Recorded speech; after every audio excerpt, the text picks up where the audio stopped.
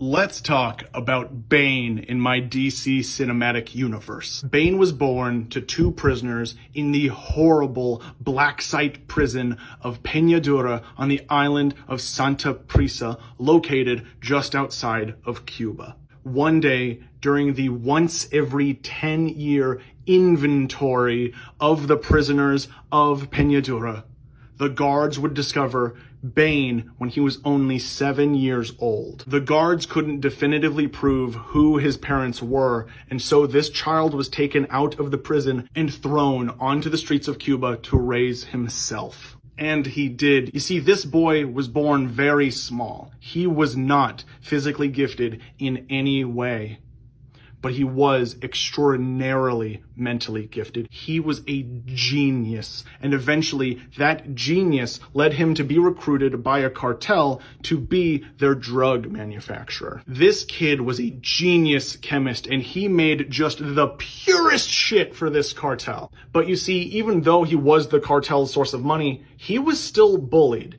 He was still bullied for his intellect and his lack of physical strength. And one day, the head of this cartel would beat Bane within an inch of his life for daring to speak out on a way to make the cartel a little bit more efficient. And that was all the motivation that Bane needed to carry out his plan. You see, this guy was obsessed with Miraclo, the drug developed by Rex Tyler, our man, that granted him superpowers for an hour.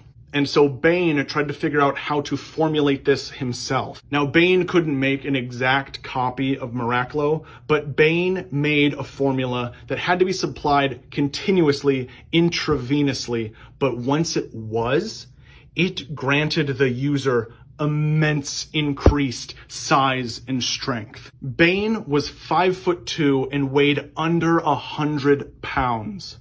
But when he started taking this drug that he named Venom, he grew to just under 7 feet tall and weighed 400 pounds. He could throw a car down the street like it was nothing. He could pop a human skull in between his hands with less force than it would take me to pop a balloon. And so Bane single-handedly overthrew the cartel that had raised him since childhood. And eventually Bane would move this operation to the United States and make his headquarters in Gotham City. It is there that he would run into Batman. And during Batman's 4th year being Batman, Bane would shatter Batman's spine and take Batman out of commission for almost an entire year. But eventually, Batman would return stronger and smarter. He would defeat Bane, and Bane would be thrown in Blackgate Penitentiary. And eventually, he would be recruited by Amanda Waller to join her Task Force X,